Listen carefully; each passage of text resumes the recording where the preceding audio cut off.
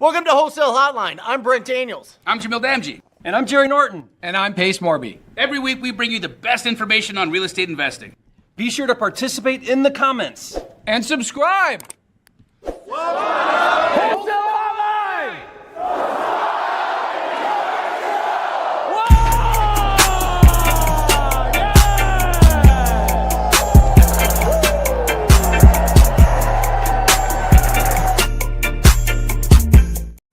Yo, welcome to Wholesale Hotline. You've got Jerry Norton, one of my mentors, my heroes on the show, to my right, potentially your left. And my name is Morby. Today we will be talking about wholesaling real estate and how things are changing and updating in the marketplace. In fact, I spoke in San Antonio this weekend, and I spoke for Uncle Charles. Shout out to Uncle Charles. I saw a whole bunch of gurus and furus and burus and durus and all sorts of, things out there that were also speaking on stage. A lot of my friends were out there, and on my flight home at 3:00 in the morning, I got stopped in the airport and they said, "Hey, are you Morby?" I said, "Yeah, I'm the guy yes, I'm the guy. What's up? What do you got?" He says, "I'm in South Carolina. Can you ask Jerry what he thinks about wholesaling in South Carolina if I am marketing for a partnership on the property?" Interesting. I think Jerry has a good opinion about this. So there's a gentleman, if you guys don't know, there are states in the country that do not love wholesaling. I think there's about 11 of them. You would know that if you watch Jerry Norton's YouTube channel, Flipping Mastery, one of the best channels ever. I also watched Jerry Norton's episode today. I think he might have posted it yesterday, but it's about how he won $100,000 from a buyer, which is freaking awesome. And I want to talk about that today as well. But this gentleman was saying, hey, as you know, Pace, South Carolina has been illegal to wholesale in for the last year plus. But what I've been doing, and I do about 5 deals a month, is I market for partnerships on potential projects. And I start marketing people saying, hey, I'm buying this property. Does anyone want to partner with me on this deal? And he says he hasn't been caught yet. And so I wanted to bring Jerry Norton on here and chat with him about this. What are your thoughts on this, Jerry Norton? Well, you have to be careful however you structure it that you're not violating equitable interest. So that's the real thing that they're defining, that they're trying to stop. So the way you want to think about equitable interest is, am I doing something with contracts, with paperwork, where I'm able to create monetization in some form or another before I legally take title to the property? So if you're doing something that could be a novation, it could be a double closing with your BC contract, it could be setting up an LLC and then selling the membership rights of your LLC. It could be all kinds of things that you can creatively figure out how to do. But are you creating your value? Are you creating your, are you gaining from your equitable interest?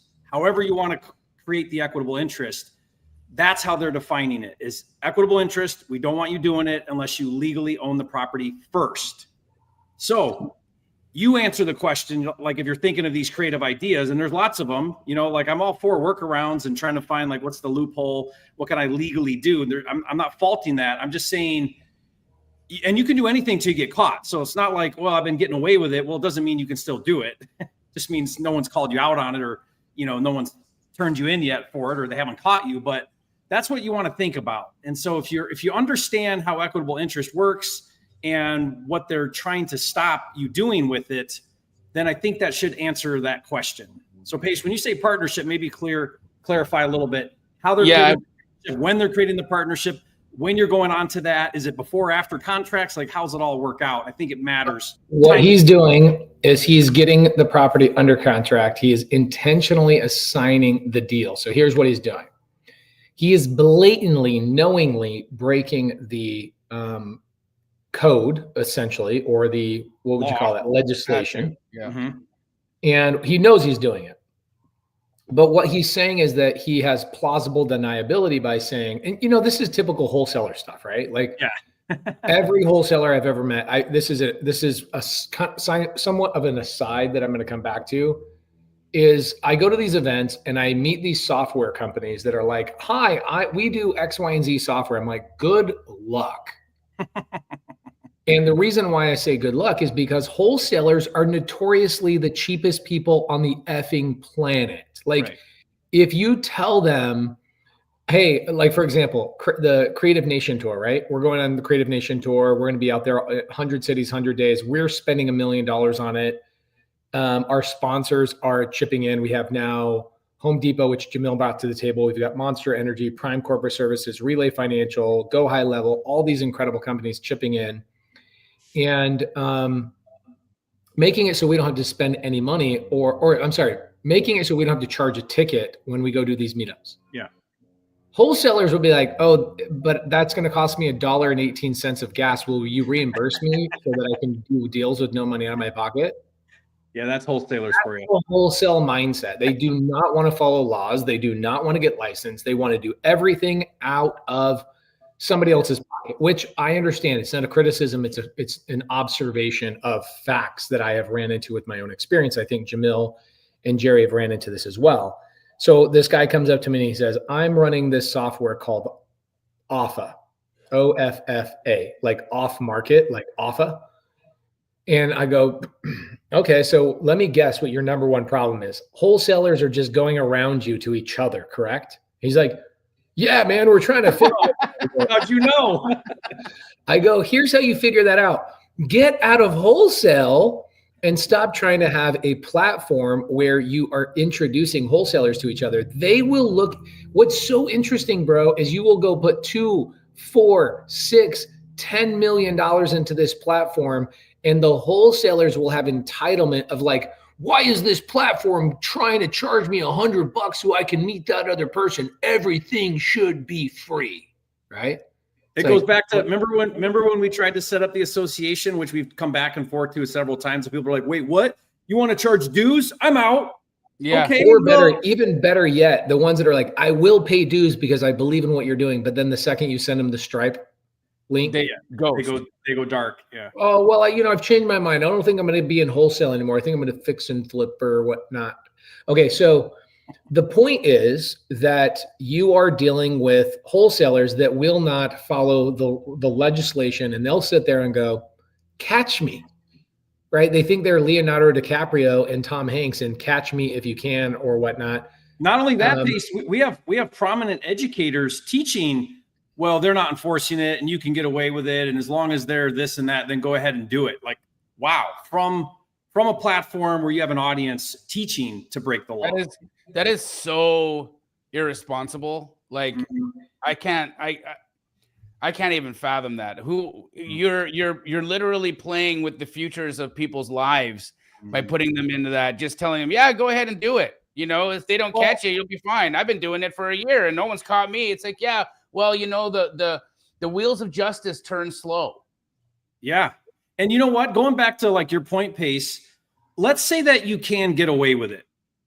Do you want to create a business where you're looking over your shoulder every day? I mean, what are you doing? No. What are you doing? Like, if it's not a legit model, stop doing it. Create something that's lasting, that'll be around forever. Whatever the thing is that they're telling you to stop doing, do the thing the right way. Guess what? You're going to have a lot less competition. Solve the problem. Don't try to find the loophole out of everything so you can stay free and cheap and all the things that you're just. That's interesting. It's interesting that the business model of I don't have anybody to answer to is actually what wholesalers are most appealed to. Okay. And here's what I mean by this. This gentleman, nice guy, he knew you, Jerry, just like me. He looks up to you, and everybody, by the way, that I meet is like, I've watched yours and Jerry's playlist like 10 times. It's the greatest playlist on YouTube, blah, blah. I'm like, we really should do that. I think that was a 12-year-old ago playlist. I mean, it is pretty dang good. I will. It's phenomenal. It's a good one. So here's what he says. He says, I'm doing about 5 deals a month. My average assignment's about, $15,000 to $20,000. And I'm like, okay, this is interesting that you are making, $75,000 to $125,000 a month. Supposedly. And he's been on Steve Trang's podcast. Like, he somewhat has some legitimacy. Like, Steve Trang has looked at his HUDs and his settlement statements. And so I definitely am not going to, if it was a rando that wasn't like on other podcasts, and I know how Steve is like very prudent about going through and verifying the guests that he has. So he's doing deals. So this is really interesting to me that the wholesale demographic is like, no. The second I have to pay for something to do something legitimately is the second that wholesale is no longer appealing to me. Wait a minute. You are generating, even if let's cut it in half, you are generating $35,000 to $70,000 a month. Even if you were half of what you told me, you're telling me you can't just go get a lender to close on the deal, own the property for one day, market the property and sell it to somebody else and, have 10 days of carrying costs? Well, yeah, because that's not what wholesale is. It's like, okay, but you are putting a moniker on yourself when it doesn't matter what you're called. Like whether you're a wholesaler or an investor, I would actually rather be called an investor and close the property and have a higher level moniker. When did the definition of wholesaling become free transacting? That's not what wholesaling means. Wholesaling just means I buy it at a discount and I bring it to market at value to a buyer. That's wholesaling in every single industry. That's what wholesaling is. For some reason, we figured out the assignment of contract in real estate, and wholesaling turned into this get rich quick, no risk, no capital, $5-10 earnest money or no earnest money. Like I'm not going to put anything on the line and I want to make millions of dollars. That's what it turned into somewhere along the line. Yeah. Here's one of Jamil, by the way, good morning. We love you. Are you in Tempe today? I am. Nice to see you guys. Nice haircut. Are you smoking or you have incense? I've got I'm Palo Santo. Have you ever smelled Palo Santo before? No, it's no. It's like an incense, a wood that you burn, and it like clears negative energy. It smells really good. I like it. I love it. Does it bring more regulation to wholesale? Because I think that's what we need. Every time you guys bring up a turkey wholesaler, I feel like the slime just fall on my head, and I need to like clear the energy. It is really disappointing to hear the things that. And, Pace, I know you've heard it, Jerry, you've heard it, and I've heard it. And we've been hearing this now for years and years and years and years. And the story's not going to change until it elevates, right? And so maybe wholesaling doesn't survive another 2-3 years. Maybe it becomes real estate reselling. And maybe the only way that you get to do this is by having a float. You need to be bankrolled in order to be a reseller. Yeah, I agree with this. And, it's interesting. This is not a criticism. This is an observation of being a wholesaler and wholesaling for the last 12 years of my life. Not as long as Jerry, not as long as Jamil. They're both more experienced than me and have done significant more wholesale transactions than me. I did a bird dog challenge about like, how do I start in wholesale with like no money? It's basically Astro Flipping, what Jamil's doing and has always done for the longest time, and Keegley, his franchise model. And I basically was like, let me even dumb it down even further. Let me just go to one buyer and a couple of wholesalers, and you just feed that one buyer deals, right? You're bird dogging for one person. Let me just distill down Jamil's strategy to like a Jamil simple strategy. Mm-hmm. Well, guess what it attracts? It attracts Uber drivers. It attracts people that are like working night shift. It attracts a lower level mindset of like, oh, good, I don't have to have any risk. Oh, good, I really don't have to try that hard. Oh, good, it's a low-hanging fruit. I'm going to go there. So it brings in that type of person. And a really short-term mindset of like bills at the end of the month. I hate the bills at the end of the month, people. Like, I just want to pay my bills at the end of the month. What? Then get out of here. We're trying to teach you how to quit the job and run a business. Yeah, build wealth. And the point is not that we don't want you to think that way now. It's that we want you to have a longer term mindset of like, I need to pay my bills for the next 90 days so that I can get to a point where I can have an abundance. And what ends up happening, so that's like bird dog, wholesale, like no money, no risk, no nothing wholesale. Then I do a challenge last month all around RV parks. Bro, I am telling you, the quality and the high level thinking that came into that. My office right now is full of 225 brand new Subto members. They're all business owners. They're already doing other stuff. They're just like, wow, RV parks, I'm going to do that. Risk, reward, massive. decent amount of risk, but huge amount of reward, I'm in. Oh, I got to put money down. Oh, I got to like work and learn how to negotiate. I'm in. It's an I got to raise interesting capital. thing. I got to go out and raise capital. Right. That's a different mindset. Yeah. Like, oh, I got to raise capital. Let me text 3 of the people I go play golf with. Right.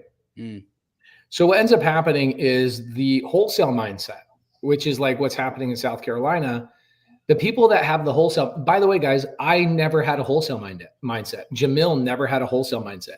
Jerry never had a wholesale mindset. We always had a real estate investor mindset. And if wholesale was the right fit for the time, we wholesaled, right? Like I never thought of myself as I'm like a general practitioner of real estate. Whatever works, whatever I can do, whether it's wholesale, fix and flip, or buy and hold, whether the property fits for Airbnb or co-living or short, Section 8, what have you, I will utilize whatever tool I have in my disposal. I don't identify as a wholesaler. I don't think Jerry or Jamil do either, but there are times where I wholesale. So this guy that I'm talking to in the airport in San Antonio, it was mind-blowing to me that he's like, well, yeah, they haven't caught me yet. And that is why this industry is being regulated, is because even after legislation has been passed, the activity is like, well, I interviewed 7 attorneys. 1 attorney says they'll do it, but they're going to figure out ways to like skirt around the legislation to make sure I can do it right. And I'm like, bro, you're going to put that attorney out of business and you're going to get yourself into some trouble and you're going to have a bunch of fines and get a bunch of buyers and, title fee. It's just going to be a mess. Like, why not just close and market? And it comes down to just the mindset that goes into that, is that guy has been a wholesaler for 9 years.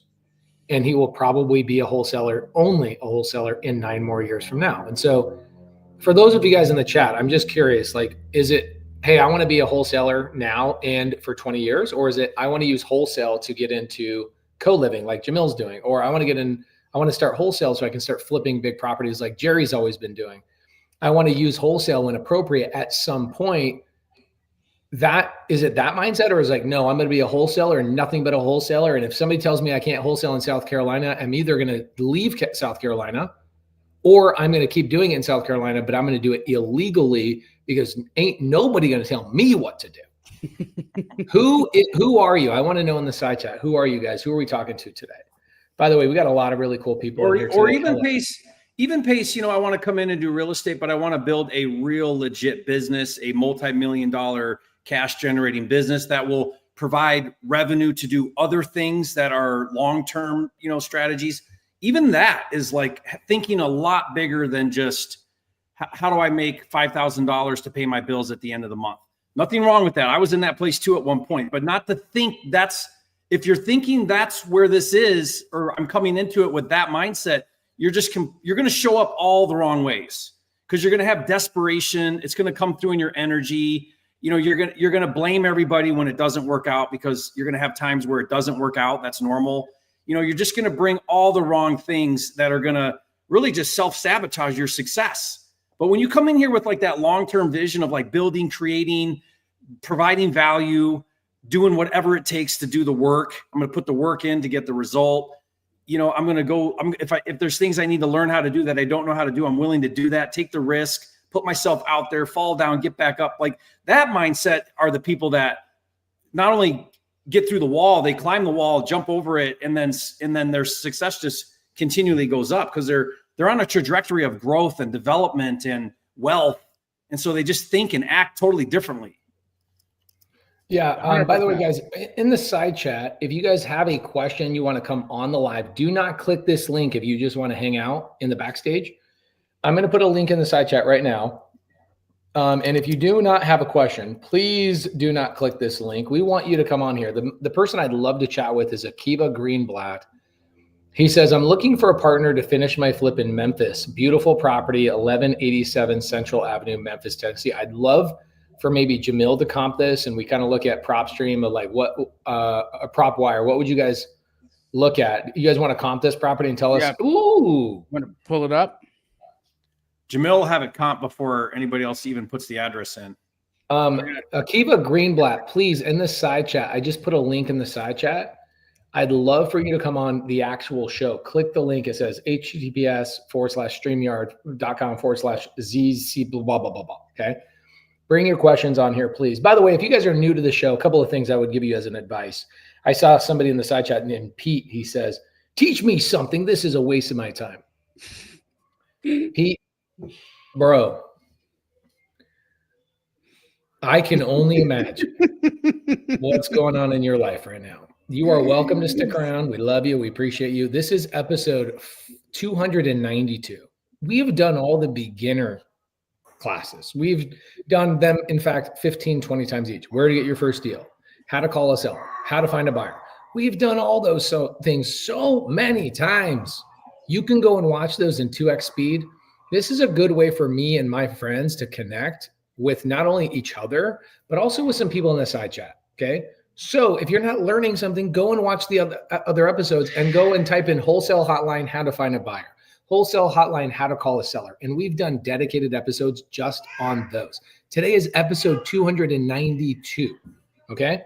That means that these three men right here have put in a total of probably 900 hours each into the show just to give you free value. So go and use the resources that are available to you. Okay.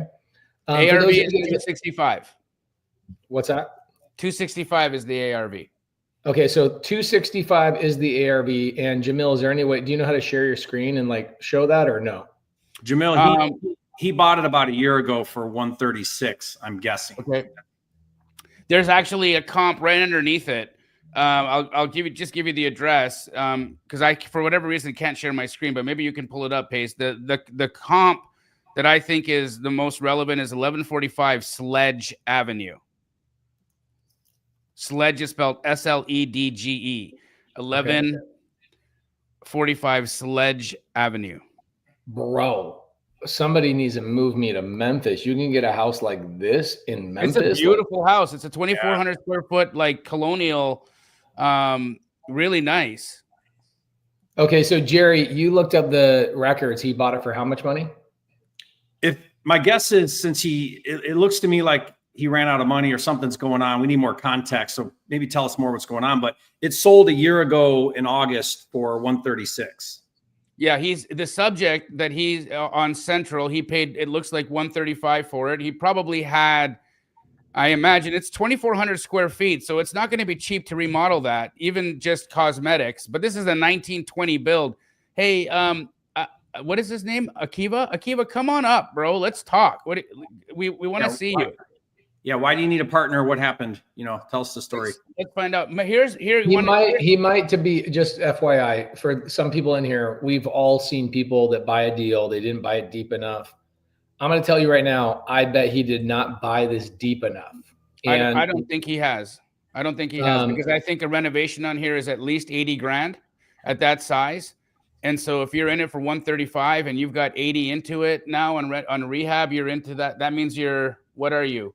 210 without closing costs. You're into it 210 without hard money fees on a monthly basis.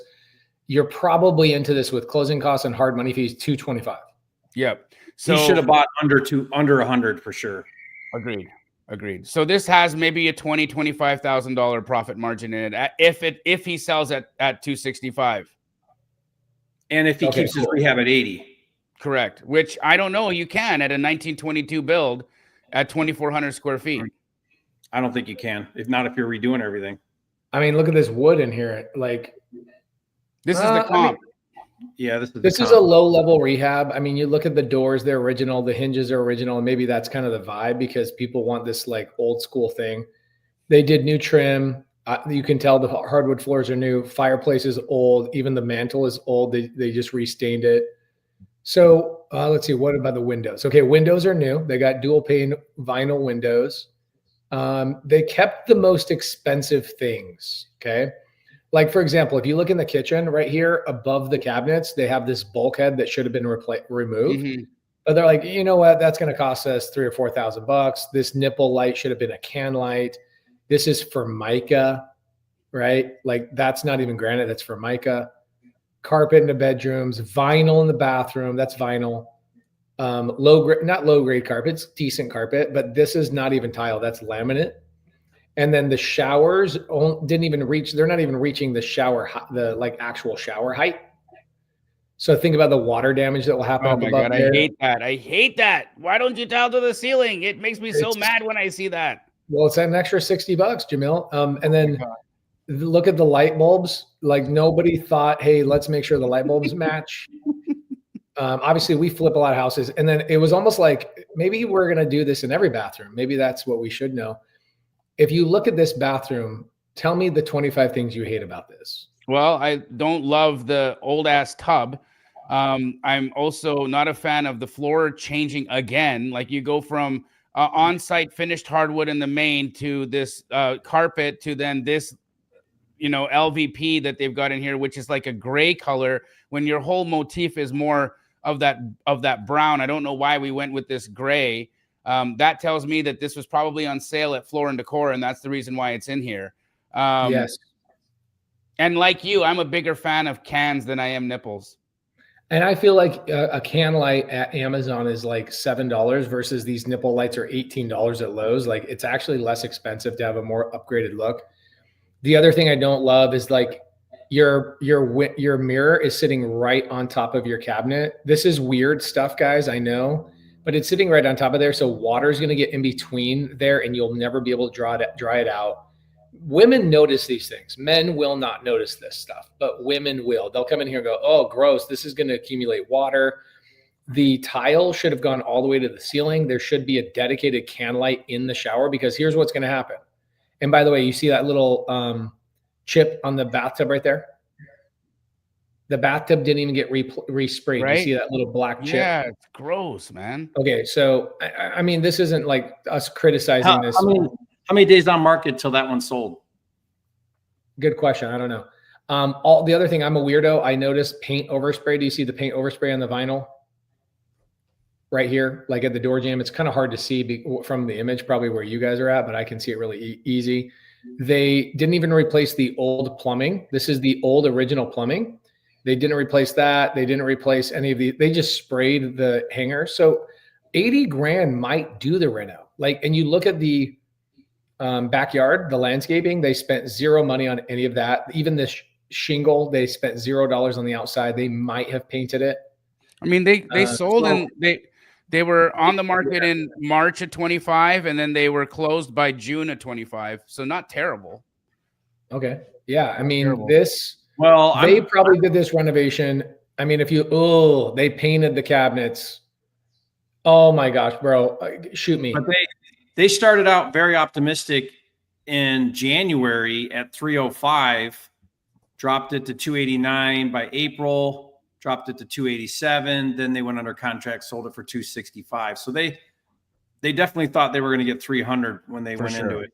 For sure. Yeah, this is an interesting thing. Somebody thinks their contractor is like really, really good. Do you see the color of the hardware on these handles, but then the handle right here? These handles are two different colors. Yeah. Okay, so crazy.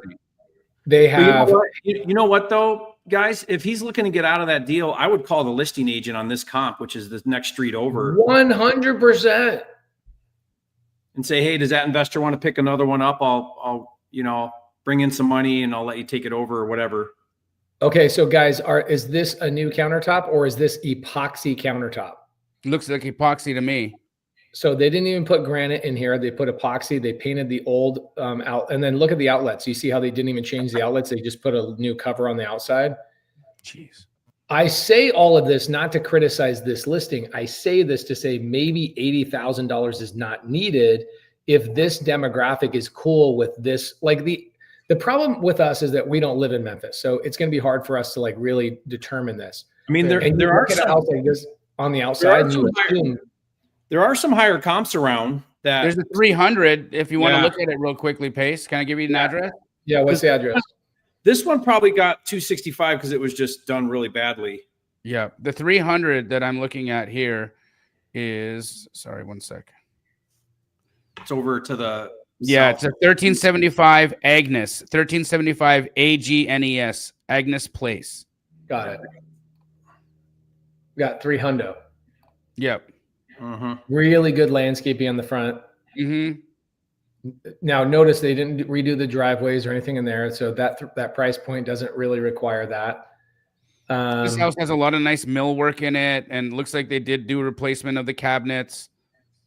Yep. Weird thing. I noticed the weirdest stuff being an ex-contractor. It's like I noticed this light was never replaced, but I do like the wraparound porch. That's a big deal. Is this a flip or existing? This is somebody lives here. Yeah, this is existing. I like the trim work, right? The woodwork around the house was not just painted over, it's stained over. Also staging. How big of a deal is staging in a house, guys? I mean, it's everything. Okay. I think in a nice flip, you need it. I mean, I've gotten away with it in lower price remodels where I don't stage, but you know, in this price point, you can get away with it, but then when you start pushing the bigger square footages like this one, you kind of need it because, I mean, you don't need to stage a 1,100 square foot house that's 250 ARV, but 2,500 goes a long way to stage it because it just looks more, you know, this looks prettier when it's instead of these big open rooms. Man, well, this is a crazy comp because it seems like there's a basement in this house and it also has this loft upstairs. This little thing up where did I find this? Right here. That's cool. Like it's got an upstairs and a basement in this house. So this is a great house. So Maui Kid says, Pace, how do you vet your contractors and where do you find them initially? I vet my contractors by asking them how many of your cousins are on your crew. And I mean, I wish I was joking, but I'm telling you right now, I'm just going to tell you from my personal experience. If you're a white dude, chances are I'm not hiring you. Sorry. Most of the contractors that have screwed me were licensed contractors. Yeah, I'm sorry. I'm just telling you as the honest truth. The best contractors I've had have been on my crews for 15, 16 years, and it's all their family members. And they take their life very seriously, making sure that all their family members are taken care of. They also want to work for like one or two flippers. They're not looking to have they just want peace in their life. And so those are the crews I'm looking for. The other thing I will ask is if a contractor is like marketing for work and they say they've been in the business for 15 years, massive red flag. Big time. Why is that, Jamil? Well, if they've been in the business for 15 years, they shouldn't be marketing. Every single one of their jobs should be coming through word of mouth and referrals. And so that tells you that they've done in 15 years, they've burnt so many bridges, they have to go out there and get new business. Yeah, agreed. And look, Patty in Las Vegas, we are a subcontractor, been not paid many times. I actually did a whole YouTube video. I selfied 40 minutes on Sunday, and I was going to put it out and talk about all the ways I've lost. Did you guys see my Facebook post about all the ways I've lost money as a contractor and whatnot? Mm-hmm. Yeah, guys, I've lost millions of dollars as a contractor, people not paying me and getting the work done, but I've never had to market for myself. I never one time had to go out and go, I'm a contractor, hire me. Good people will get your phone number and you will be overwhelmed if you do a good job. That's all it is. So usually referrals, right? Like I'll ask friends of mine, hey, I'm doing a project up in Montana, right? Or I'm doing a project here. Who do you have? Like right now, Jerry went through a couple of contractors. And if I said, hey, do you have a good contractor? He'd be like, no, right now I do not have one because these guys took advantage of me or they were really slow or whatever, what have you. Mm-hmm. But if I asked Jerry, like, hey, do you have a good contractor do you have a good fence contractor in Knoxville, Tennessee? What do you think I'm going to get? Yeah. Or a barn. Or a barn or whatever, right? It's referrals only. I'm not going on Angie List. I'm not going on Craigslist. I'm going to referral only, and I'm networking with other investors that are actually doing the deals. I found Pace referrals from other investors because they're not going to refer somebody that did a bad job to them. Other contractors, because contractors won't refer another contractor that they know on the job unless they're good to work with. Mm-hmm. That's a great one too. And then we also, I call it poaching, but we'll actually go by job sites and then we'll ask the contractor, hey, are you independent or are you exclusive to the builder or investor? And if they're independent, then we'll look at their work, we'll see what they're doing, and we'll ask if they want to bid another project. And that's something like everybody can do, those three things. Yeah. I drove, I went on a 6-mile run this morning and I ran by 4 properties that had dumpsters in front of them. and I took photos of the addresses, and I went home and I looked up permits from City of Phoenix, and I sent them to my team. I was like, hey, these contractors are pulling permits on these properties. Guess what? It was the same contractor on all 4 properties in this neighborhood, because neighbors share the contractor's information, right? And I was really kind of surprised by that. So, yeah, really good question on the contractor side. So what's going on with this Memphis thing, and I don't think the person that was asking the question earlier wanted to come on the live, but high likelihood he overpaid for the property and he's been sitting on it for a year. If I had a property that needed, let's say, $60,000 renovation, Jamil, Jerry, how long would you expect that renovation to take? 30 days. Jamil has a crazy crew. Him and his sister have an insanely good crew. What about you, Jerry? 30 to 60. Yeah. I mean, time is money. You got to get in and out of there fast. And it depends on how you're spending that 60, but yeah, you got to go fast. I mean, every day matters.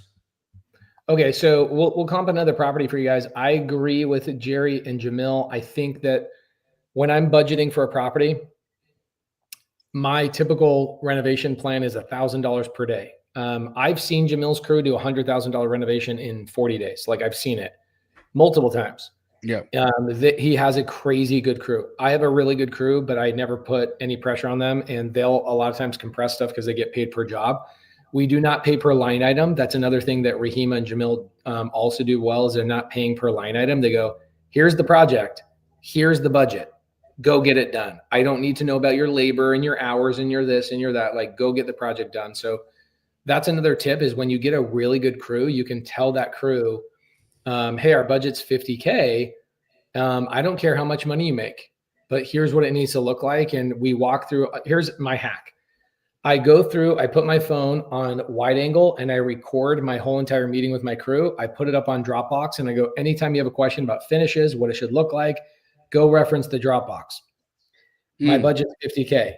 And there you go, right? And then I have somebody obviously run the flip. But the house, when I buy a property and it needs a $60,000 renovation, I plan on 60 days. If it's a $65,000 renovation, 65 days. It's $1,000 per day is my team. And most of the time they beat the time allotment. We have Avika Greenblatt on the show. Hey. Hey, how you Avika, doing? tell us what's going on with the house, bro. We need to know. Okay, so I bought it a year ago in Fremont for $136,000. I put down payment $41,000 and took from Kiavi $95,000 for the purchase and 100% for the construction. Basically, I took for construction $86,000, and I only drew like 37 till now.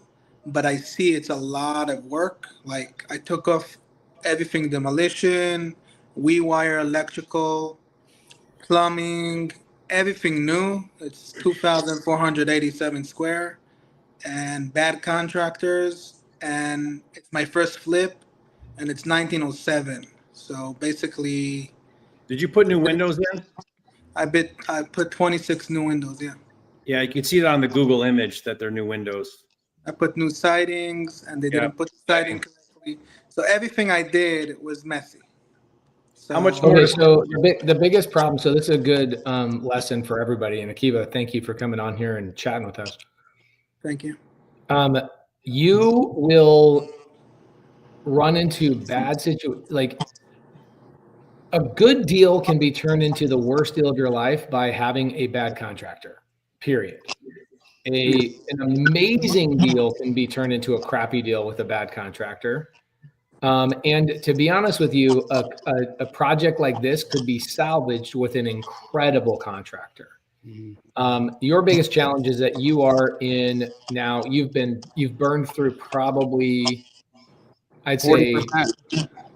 $12,000 in hard money, roughly. A little bit more, around 15,000, and now they're charging me for the extension another 1%. So yeah, it makes sense.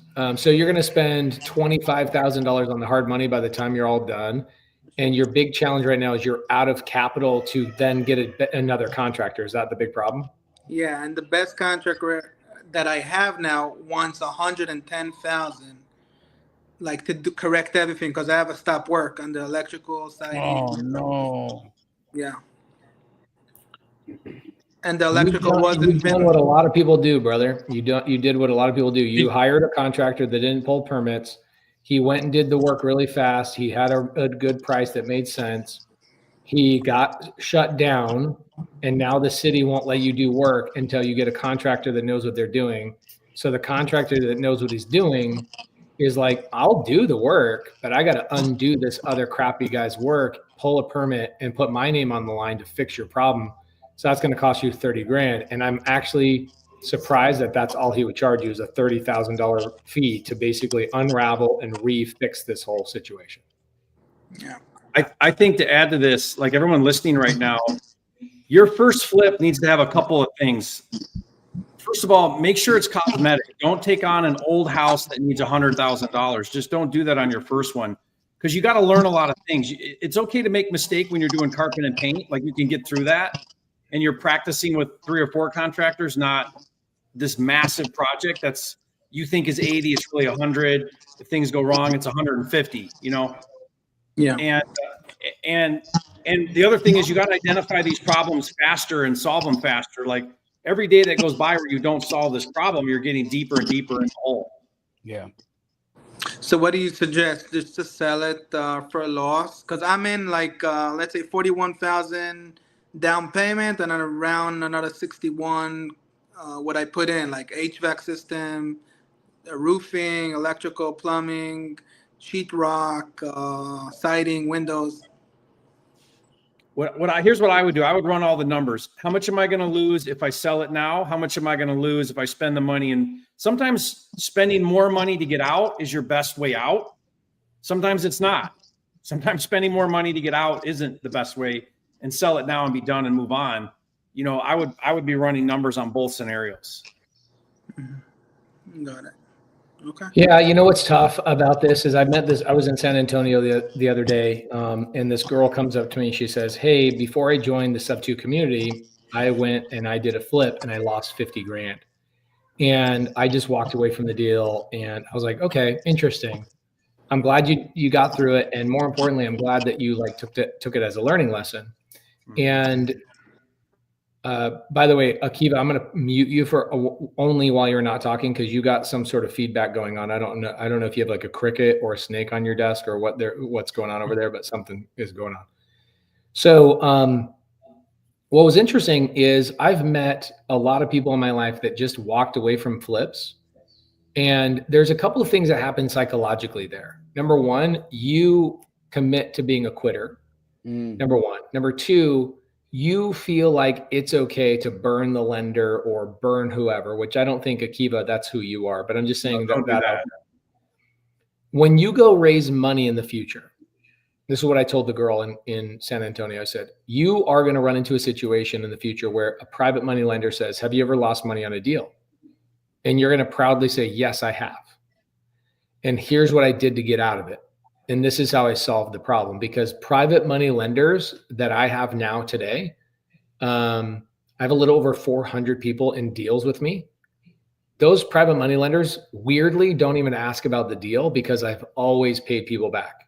I've always taken care of people. I've told stories about how I've lost money on a deal and I dug myself out. They will bet on the horse in the beginning, but they'll bet on the jockey once you make a name for yourself. And so you could, if you were actually doing social media, which most people are too afraid to do, you could turn this into a massive triumphant story. If I was in your shoes, here's what I would do. I'd do a whole series of YouTube videos about how I got myself out of this deal and how I dug myself out. And I'm doing more deals in Memphis. And if you want to work with me, this is the kind of person I am. And I would make this house make me money. That's my mindset. And so I want to let you know that you just got to turn the dial on your mindset just a little bit. Here's what I would probably do. I would, like Jerry said, I would look at 2 different ways. Number one, what would it take for me to just wholesale it right now and write a check to get rid of the deal, save myself from a year of agony? Pay everybody back. He's got 41K down payment, so I don't think he needs to write a check. He might just be able to sell the deal for, par for what, for what's owed, plus maybe an extra, he might rebate himself 20 or 30 grand. Okay, cool. So he might lose 20 or 30 grand is what you're saying. No, he may lose more than that, but he's going to rebate himself 20 or 30 grand. He's got 40 grand down on the down payment and 60 grand in so far in improvements. So he's 40 grand of his down payment is still in the house. 60 grand is sunken. So if he can sell it at least for 135, he'll at least get the 40 grand back. Yeah. Jamil's right. Yeah, there you go. Okay, cool. So you could walk away saying I lost 60 grand, right? Or what you could do is figure out, how do I get this property as a rental and hold on to this thing for 10 years?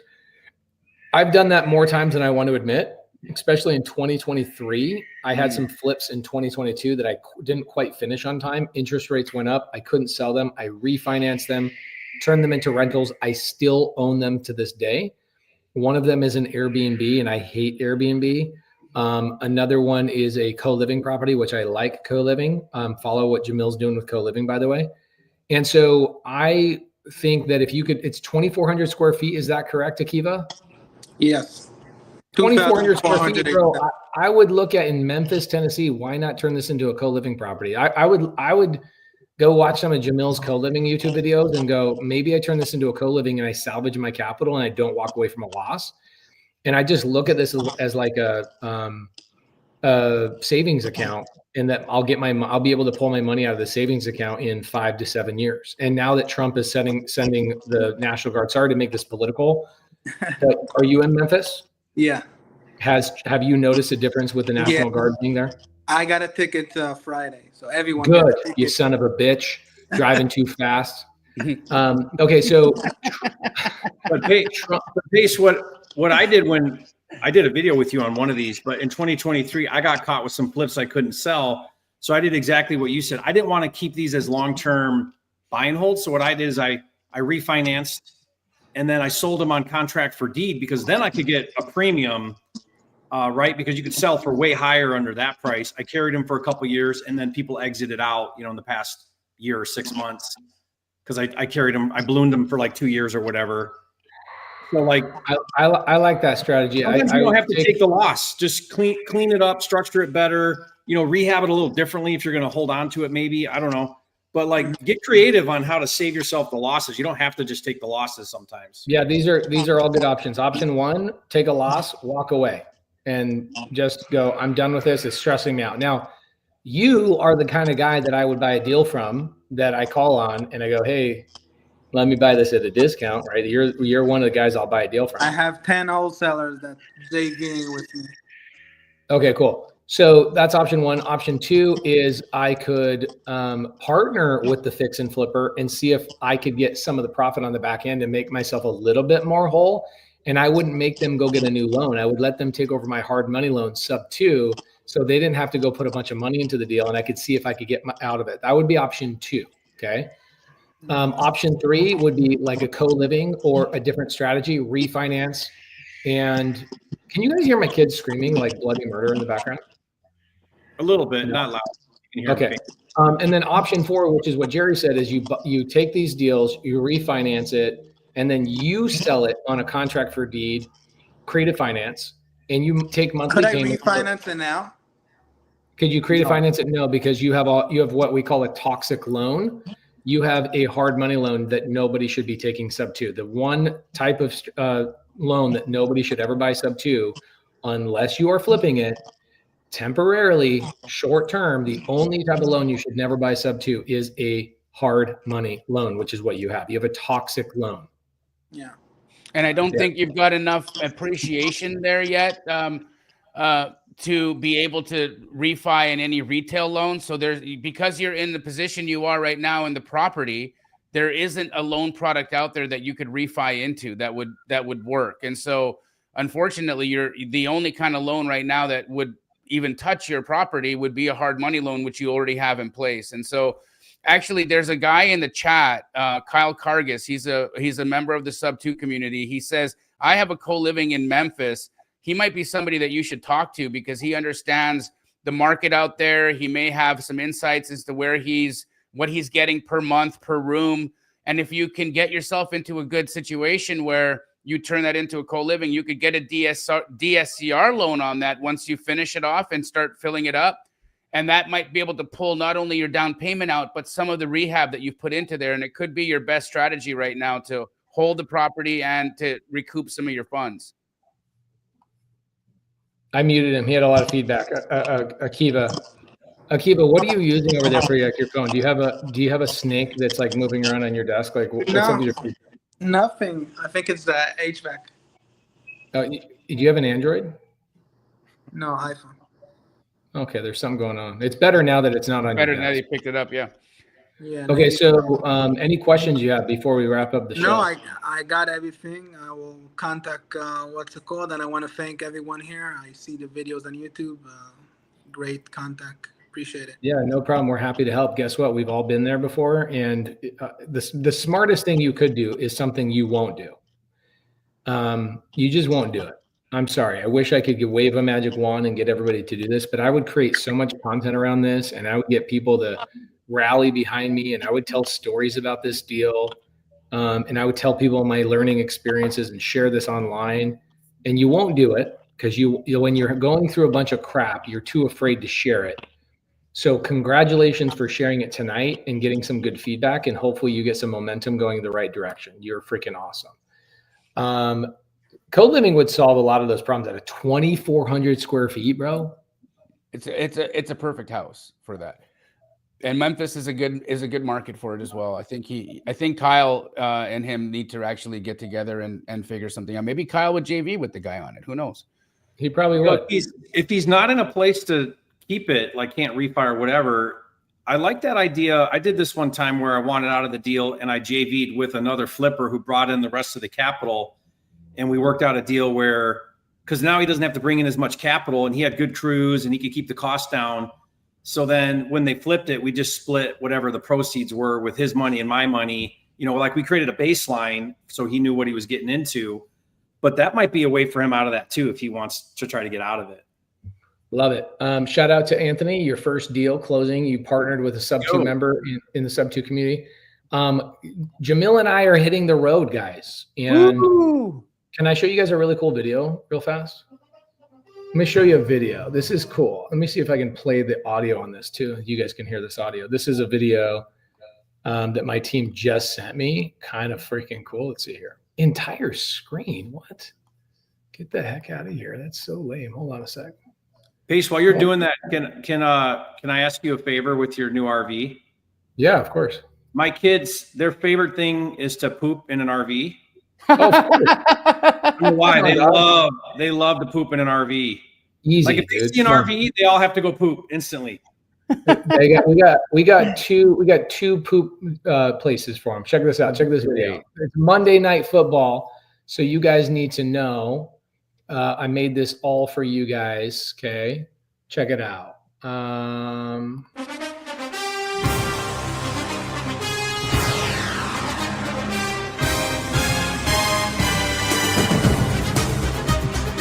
Oh yeah! Yes. I love it. Is one side wrapped, not the other side? The whole everything is wrapped all the way around. That was before. The first picture was before. First picture before. Creative Nation Tour. Jamil and I are hitting 100 cities in 100 days.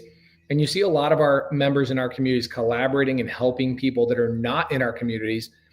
And what we want to do is we want to be known as people to do the craziest things and provide the most value. We've been doing this for the longest time. Jamil and I used to hit the road back in like 2016, 17, 18, 19, 20. And then COVID hit and we said, let's keep going. And we did. We just kept going. But one thing we've never done is we've never done a full country tour all congruently. And so we're doing 100 cities. Jamil even twisted my arm and said, let's do 3 stops in Canada. Then Jerry turned both of our arms and said, get to Puerto Rico. We're going to be having a blast, guys. I'm even going to Knoxville, Tennessee. I'm going to be having Friendsgiving with Jerry and his family. I'm hoping that we can kill a turkey. If we can't kill a turkey, we will buy a pre-killed turkey and have Friendsgiving with them.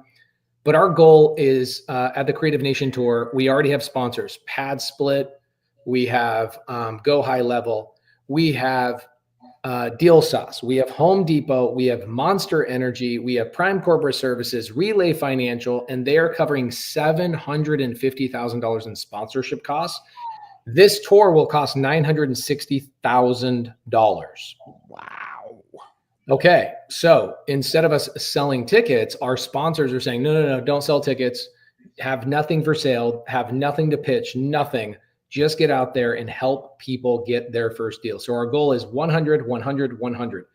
100 cities, 100 days, 100 newbies per city. We want to help you get a deal. That's 10,000 people. Guys, if we could help 10,000 people get their first deal or touch a transaction in some way, transaction coordination, generate the lead, set the appointment, whatever it may be, we could change the entire real estate industry. And that is what we are attempting to do. CreativeNationTour.com. Go there. It costs $0 to be there, hang out, except I will sell you one thing. I will sell you tacos, drinks, etc. Your family is invited. And I want you guys to know what it looks like when you go to the website. This will be kind of cool. Check this out. Watch this.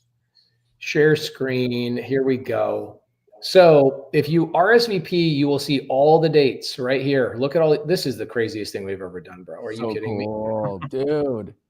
Okay, so there you go. We got Honolulu, Hawaii this weekend, actually, in Honolulu, Hawaii, Anchorage, Oklahoma City, Chicago, Milwaukee, Green Bay. That's just in the next week. This starts this Saturday coming up, CreativeNationTour.com. Jerry, Jamil, is there anything else that you guys would like to promote or talk about before we wrap up the show today?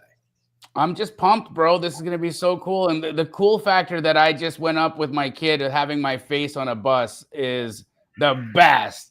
The best. I love it so much. I can't wait to do this with you, and I can't wait to see all you incredible people out there. Bring your family, bring your friends, and come hang out.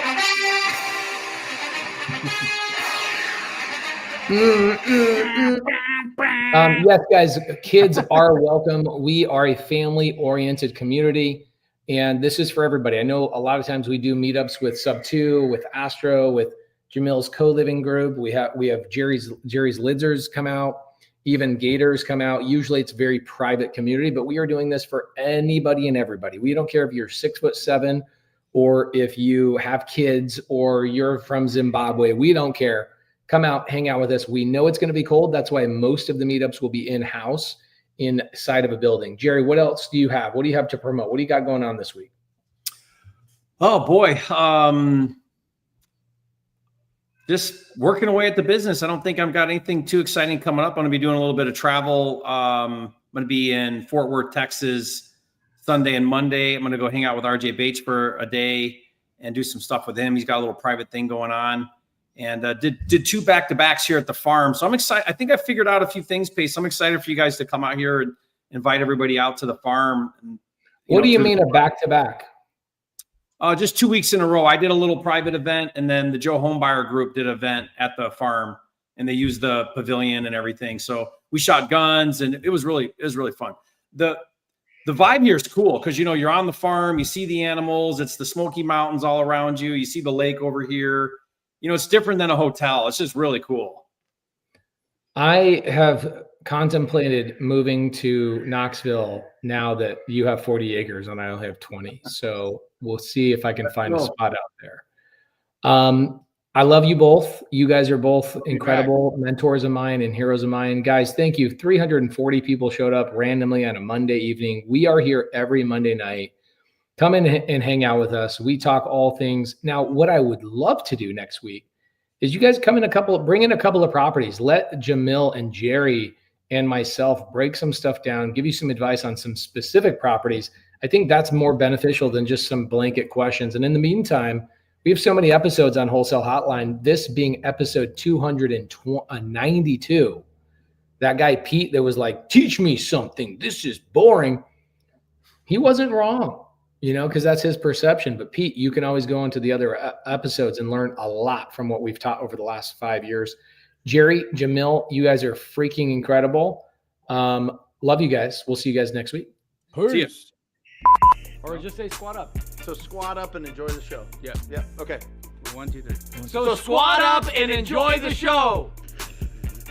What are you doing? I didn't say nothing. Why? I don't know. Okay. So squat up.